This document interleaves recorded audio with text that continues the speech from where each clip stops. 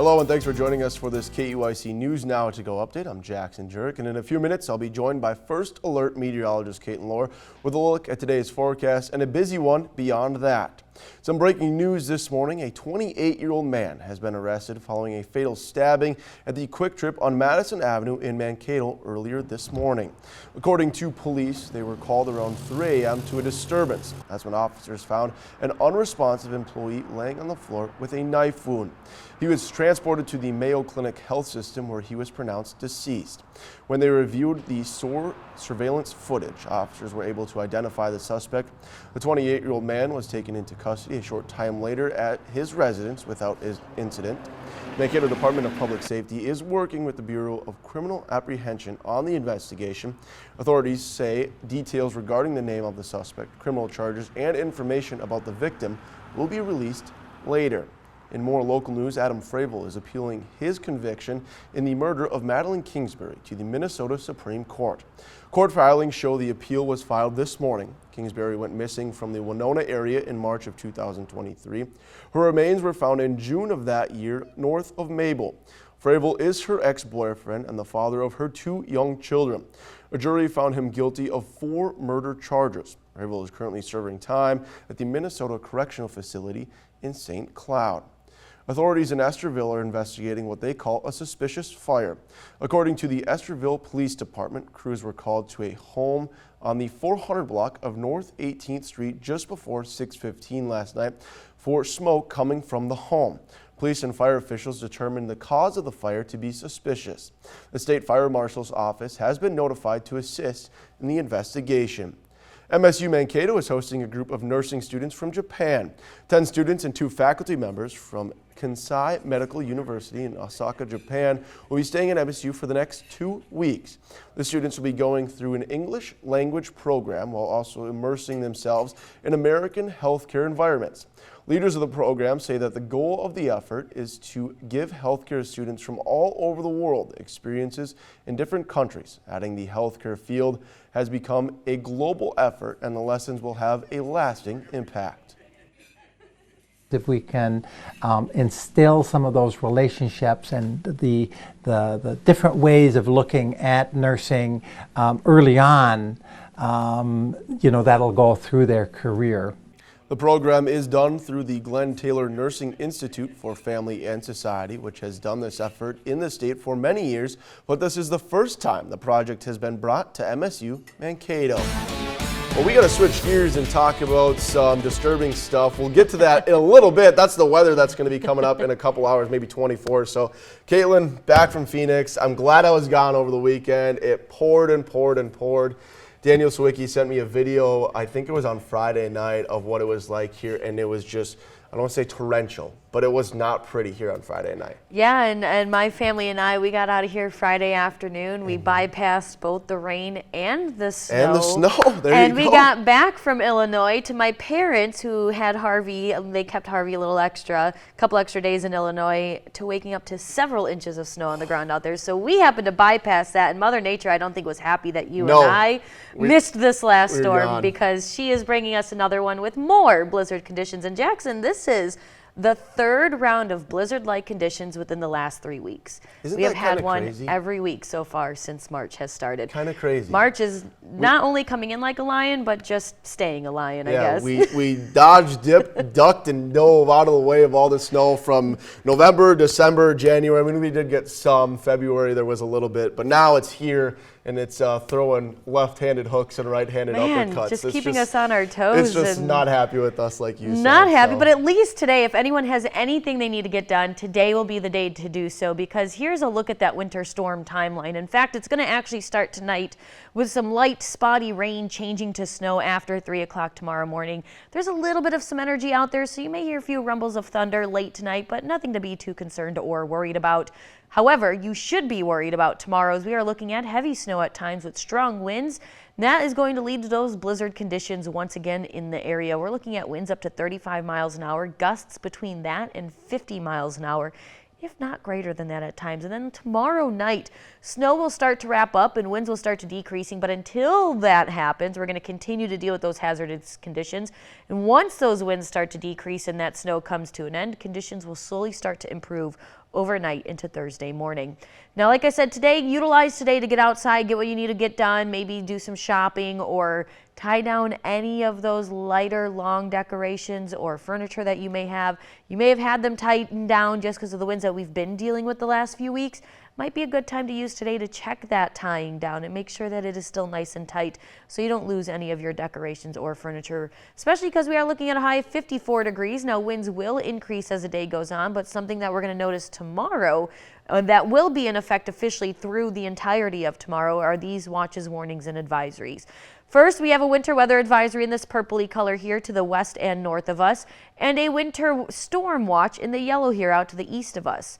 In the middle of those two is some white, and that indicates a blizzard warning.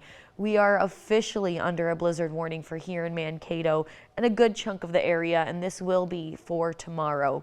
Just to show you the chances of snow, this kind of peachish color here indicates an 80% chance of 6+ inches of snow for the areas within that peach color. Those light blue, 70% chance of 6+ inches of snow. You can see how defined these chances of snow are for these higher amounts the more north and west you head. So we're talking really fine amounts of snow, which will start late tonight with a low of 31 degrees by tomorrow morning. Spotty rain snow mix overnight, transitioning to snow by tomorrow morning.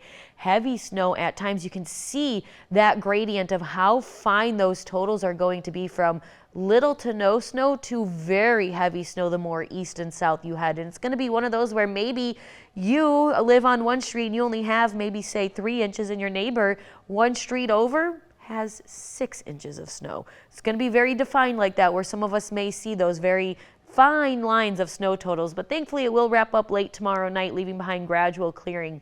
Here's a look at our preliminary snow totals for tonight into and throughout tomorrow. Again, we're looking at that 6 to 10 inch range possible where those lighter purples are. Those darker purples are indicating 4 to 8 inches with 1 to 4 possible around the Mankato area. So again, we are looking at several inches of snow. With that being said, and the winds on the way, those blizzard conditions, we are and will be in first alert mode all throughout tomorrow for the safety of everyone around the area. And Jackson, believe it or not, we have another round on the way, but I will say it is mostly looking like rain, and the only reason snow may be mixed in is because temperatures overnight will drop into those mid-20s. So not quite nearly as bad, just some precipitation on the horizon. So that first day of spring, is that really like truthful or like what's going on there? Because that doesn't even look fun. I mean, the first day of spring is Thursday. We're looking at sunshine and 40s. So I think Mother Nature was like, you know what, we'll play nice for that day, and then it's going to return back to this on again, off again spring, winter mix. Hopefully it stays true with April showers bring May flowers. We can hope for that. We can hope for that, and we do need the precipitation. So thank you very much, Caitlin. Appreciate it. We're going to transition into some high school sports news. The boys high school basketball state tournament is right around the corner, and a couple of area teams are hoping to hoist the title at the end of it. In Class 3A, the Mankato East Cougars are the top-ranked team and favorite after posting a 27-1 record to this point in the season. East's only loss came in earlier of the year. Class 4A school in Hopkins. Cougars this postseason are holding opponents to right around 50 points per game, while the team is putting up just over 75 points per game. It's a senior-led group for the Cougars, who will square off against St. Paul Harding Tuesday morning at 10 from Williams Arena. East finished up as a runner-up in Class 3A a year ago. In Class 2A, the Waseca Blue Jays are the second-seeded team for the state tournament behind Albany. Waseca is unbeaten with a perfect 30-0 record coming into state. The Blue Jays secured the Section 2A title with a win over Bellow Plain on Friday night. Waseca's first matchup at state will be against the 7th-seeded Pequot Lakers, a team with a 23-7 record coming into the action. That game will take place at 6 o'clock tonight, with the tip-off coming from the Target Center. After a year away from the NCAA tournament, the Minnesota State men's hockey team is back after securing an automatic bid at this year's competition, even though the CCHA tournament championship game hasn't happened yet. The reason for that, St. Thomas, the Tommies, are still ineligible to qualify for the national tournament after the program made the jump from D3 to D1. And since St. Thomas is the team MSU will face for the Mason Cup, the Mavericks are automatically through regardless of what happens Friday night. Good problem for head coach Luke Strand to have, and it'll be interesting to see how the team plays it considering the NCAA tournament berth is already secured. We did see a similar scenario play out at the end of the regular season. MSU had already locked up the top seed for the Mason Cup playoffs ahead of its series with Bemidji. We'll catch up with Coach Strand later this week for Maverick Hockey Quick Hits. It's another successful indoor track and field season for the Minnesota State Mavericks after the women took second place as a team in this year's Division II championships. MSU is the runner-up after scoring 58 points, a touch off the pace by the champions Pittsburgh State. Adia Brewster won a national title in the 60-meter hurdles after running to a time of 8.11 seconds in the event. Teammate Grace Johnson took second in the same race. Brewster took home another national title in the long jump. The men did finish 14th overall. Now the attention of the track and field squads shifts towards the outdoor season, where the team will hope to carry over some of that success from the indoor campaign. The Gustavus women's basketball team put up the best season in program history after advancing to the Elite Eight in this year's NCAA Division III National Tournament. The Gusties fell in that matchup over the weekend, but what a season for Gustavus. Group finishes with a 29-2 record, and the 6 seniors only on the team certainly made their mark by going to 4 straight NCAA tournaments. This season is one that will be talked about for a while in St. Peter, as the Gusties made its deepest run in an NCAA tournament. Those seniors will be missed moving forward, but the program is in great hands with head coach Lori Kelly leading the way. Basketball season just about to wrap up, and quote-unquote spring season is right around the corner, so thank you very much, Caitlin.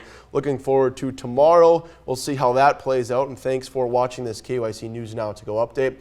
Stay with KEYC News Now for the latest local news, weather, and sports on our website. And at your fingertips, download the free KEYC News and weather apps for the latest headlines and forecast.